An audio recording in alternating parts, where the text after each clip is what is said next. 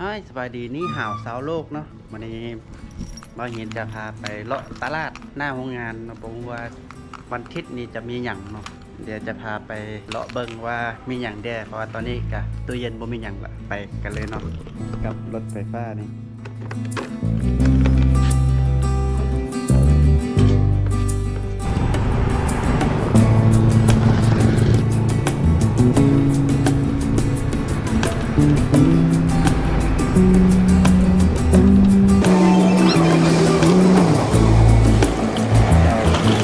ตอนนี้ก็มาฮอดตลาดแล้วเนาะเบิ่งว่ามีหยังกัน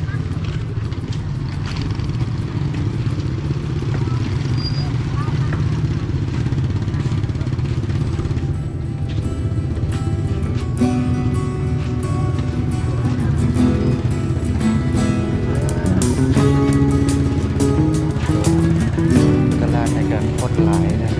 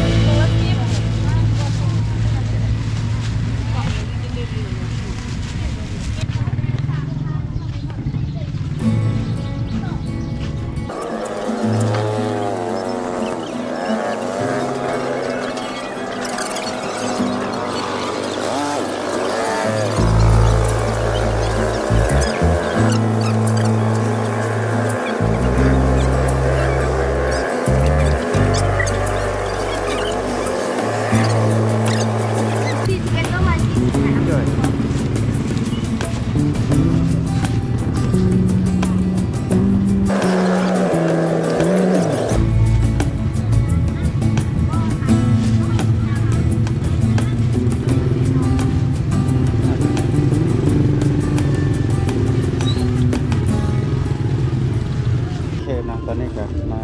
แล้วเนาะจากตลาดมาเรียบร้อยได้กระดูกหมูมาเนาะกระดูกหมูติดเนี่ยซื้อที่พันหอมนะครับหอม5,000กีบกับมะเขือม่วง10,000แล้วก็มะเผ็ด5,000กีบรวมเดี๋ยวจะขึ้นให้เนาะว่าเมื่อเท่าใดเนาะ